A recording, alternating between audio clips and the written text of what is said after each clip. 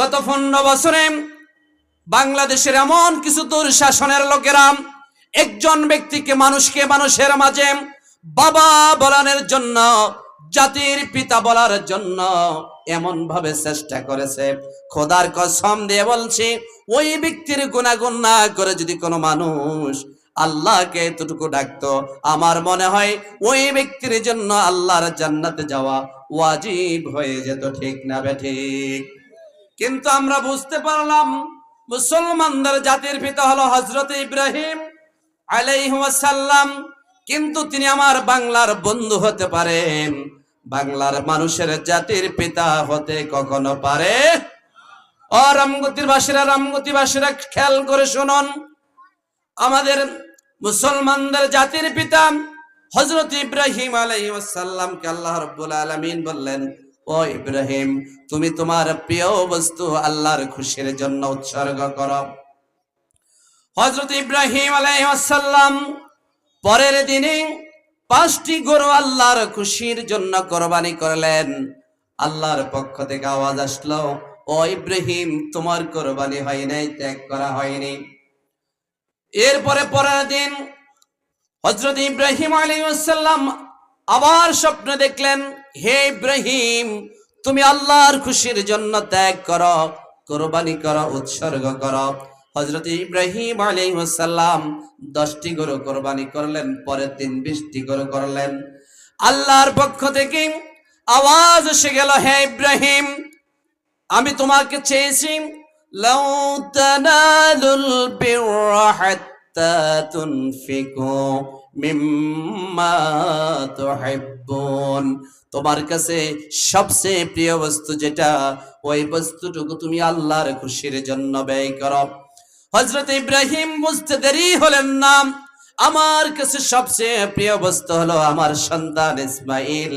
আল্লাহ রাব্বুল আলামিন মনে হয় যেন আমার সন্তানের কুরবানি করা পছন্দ করেন। হযরত ইব্রাহিম আলাইহিস সালাম হযরত ইসমাইলকে কুরবানি দেওয়ার জন্য সিদ্ধান্ত গ্রহণ করলেন। সন্তানকে বললেন, ও সন্তান, ফালাম্মা আসবাহুকা ফানজুর মাযা তারা, আমি স্বপ্নে দেখেছি তোমাকে কুরবানি, তোমার সিদ্ধান্ত কি? ওই সন্তান বললেন, হে বাবা, আল্লাহর সন্তুষ্টির জন্য আমি কুরবানি হতে রাজি।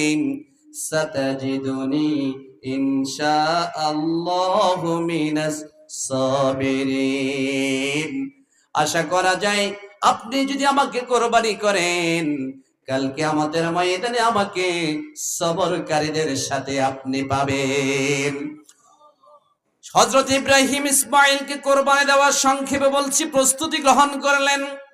ইসমাইল বললেন, বাবা, আপনি যখন আমাকে কুরবানি দিবেন আমার চোখগুলো বেঁধে দিবেন, কারণ পৃথিবীর ইতিহাসে বাবা হয়ে সন্তানের গলায় কখনো ছুরি চালাইতে পারে?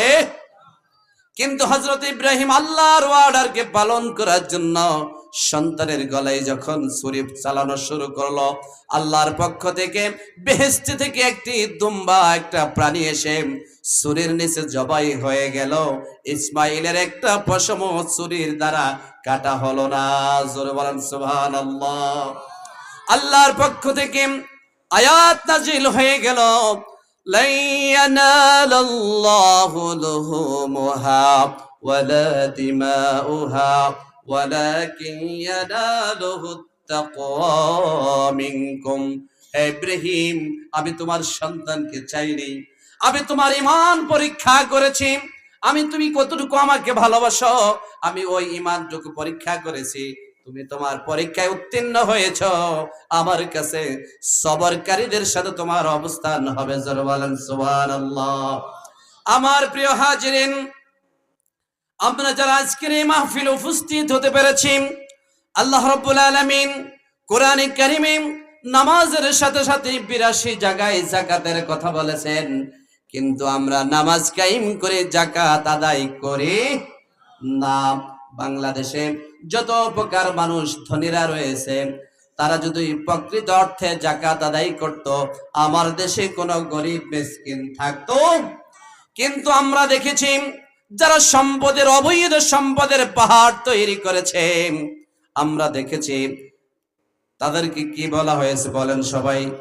বাঁচার জন্য দাড়িগুলো স্ট্রিম শেপ করে বৌদ্ধদের মতো লাল শালু গলায় দিয়ে বাঁচার জন্য নিজেদের সারা জীবন যেই নৌকার আন্দোলন করেছে ওই নৌকা থেকেও বাঁচার কোনো সুযোগ পায়নি। তার নাম কি বাবা? দরবেশ বাবা। কি বাবা? কোটি কোটি টাকা বাংলাদেশ সরকারের বিভিন্ন ব্যাংক থেকে টাকা নিয়ে জীবনে বাঁচার কোনো সুযোগ পায়নি। আখেরা তো এই টাকার কোনো কাজেই আসবে। আমরা বুঝতে পারলাম দুনিয়ার সম্পদ, দুনিয়ার অট্টালিকা, দুনিয়ার গাড়ি বাড়ি আসলে আমাদের জন্য সব বৃথা, সব কিছু আমাদের জন্য বৃথা। আসল সম্পদ হলো ওয়াবিল আখিরাতি হুম ইউকিনুন, প্রকৃত সম্পদ হলো আমাদের আখিরাত। মুত্তাকি যারা, খোদা ভীরু যারা, গেইনার যারা, সেরা যারা, তারা দুনিয়ার চেয়েও আখিরাতকে বেশি মূল্যায়ন করে। ঠিক না ঠিক? এই জন্য মুসলমান আল্লাহর খুশির জন্য রক্ত জড়ায়, জীবন দিতে উৎসর্গ করতে এক সেকেন্ড তৈরি করে না, তারপর বাতিলের কাছে কখনো মাথা নত করে না, জীবন দেয়। ঈমান কখনো মানুষ বিক্রি করে না। আজকের এই আলোচনা থেকে আমরা জানতে পারলাম আল্লাহ রাব্বুল আলামিন মানুষকে ৮২ জায়গায় যাকাত দেওয়ার কথা উৎসর্গ করেছেন। আমরা যদি আবার বলি রব্বুল আলামিন এই যাকাত দিব আমরা কবে? আল্লাহ রাব্বুল আলামিন বললেন, ও বান্দারা একটু খেয়াল করে শোনো, আমি যে তোমাদেরকে রিজিক দিয়েছি ওই রিজিক থেকে আমার সন্তুষ্টির জন্য ব্যয় করো। আশা করা যায় ইহার পুরস্কার হিসাবে তোমরা পরকালীন জীবনে সফলতা অর্জন করতে পারবে। হযরত মা আয়েশা রাদিয়াল্লাহু তাআলা বিশ্ব নবী মুহাম্মদুর রাসূলুল্লাহ সাল্লাল্লাহু আলাইহি ওয়াসাল্লামকে জিজ্ঞাসা করলেন, ইয়া রাসূলুল্লাহ, ইয়া হাবিবাল্লাহ, সফলতা মানে কি? আল্লাহর নবী বললেন, ও আয়েশা, আল্লাহ পাক যে বান্দাকে সফলতার কথা বলেছেন ওই বান্দাকে বিনা হিসাবে আল্লাহর জান্নাত দান করবেন। আমার প্রিয় হাজিরিন, আমরা কি সেই জান্নাতে যেতে চাই না চাই না? কারণ মুমিনের আসল ঠিকানা দুনিয়ায় নয়, আসল ঠিকানা হলো বাল তুশিরুনাল হায়াতাদ দুনিয়া ওয়াল আখিরাতু খায়রুন ওয়া আবকা। তোমাদের দুনিয়ার মুমিনদের জন্য দুনিয়ার জীবন হলো তুচ্ছ, ক্ষণিকের জন্য নাথিং, কিছুই না। ওয়াল আখিরাতু খায়রুন ওয়া আবকা, আখিরাতের জীবন হলো অনন্তকালের। সেই জীবনে বাঁচার জন্য দুনিয়ায় থাকতে তোমরা অগ্রেই আমল প্রেরণ করো। কিন্তু আমরা মুসলমানগণ দুনিয়ার গাড়ি বাড়ি সম্পদ অট্টালিকার পাহাড় তৈরি করি, আসলে মরার পরে আমার কোনো কাজেই আসে। এই জন্য রাসূলুল্লাহ সাল্লাল্লাহু আলাইহি ওয়াসাল্লাম বললেন, ও বান্দারা, তোমরা হয়তো আলেম হও, না হলে আলেম তৈরি করো, না হলে কোরআনের হাফেজ হও। আলেম হও না হলে কোরআন হাফেজ। আলেম যেখানে গড়া হয় ওই ফ্যাক্টরির সাথে, ওই কারখানার সাথে তোমাদের সম্পর্ক রাখো। রাবগতি হাজীপাড়া জবিউল হক নুরানী হাফিজিয়া মাদ্রাসা আমাদের পাশে প্রতিষ্ঠানটি। আমার শ্রদ্ধাভাজন উলামায়ে কেরাম জনাব হাফেজ মাওলানা আব্দুল শহীদ হুমায়ুন হুজুর গোটা জীবনটুকু এই হেফজখানা মাদ্রাসা মসজিদের জন্য উৎসর্গ করেছেন। কথা ঠিক না ব্যাঠিক? আরো জোরে বলেন, ঠিক না ব্যাঠিক? কিন্তু লক্ষ্য কি? লক্ষ্য একটাই, কাল কিয়ামতের ময়দানে রব্বুল আলামিন যখন প্রশ্ন করবে, বান্দারা দুনিয়ায় কি করেছ, অন্তত বলতে পারবে, ও আল্লাহ, আপনার কোরআন কায়েমের জন্য আমি চেষ্টা করেছি, কোরআন প্রতিষ্ঠা করার জন্য আমি কাজ করেছি। কিন্তু আমরা যারা আলেম হই নাই, সন্তানদেরকে আলেম তৈরি করতে পারি নাই, আমাদের বাঁচার উপায় আছে না নাই? আমাদের কোনো বাঁচার উপায় নাই। আল্লাহ রাসূল একটা কথা বলেছেন, ও বান্দারা, অন্তত পক্ষে তোমরা এই মসজিদ, এই মাদ্রাসায়, হাফজখানার সাথে সম্পর্ক রাখো, কোরআনের আলেম হওয়ার জন্য তাদের সাথে মহাব্বত পয়দা করো। এই কোরআনের ফ্যাক্টরি, কোরআনের কারখানার সাথে আন্তরিকতা মহাব্বত তৈরি করো, অন্তত তাহলে আল্লাহর আদালত থেকে বাঁচতে পারবে। বড় বাড়ি, বড় ঘর, বড় আখের ঠিকানা, অন্ধকার কবরে ইমান আমল সাদাকা ছাড়া বন্ধু সাথে কেউ হবে না। মুসাফির হইয়া হামারা কবর আখির ঠিকানা, কেউ আগে রওয়ানা হয় কেউ পিছে রওয়ানা। এই দুনিয়ার লোভ লালসায় আল্লাহ জিন্দগি হয় বাদ কি, আখির বুঝিয়া ইলাহি খালি হাত মে চলেঙ্গে।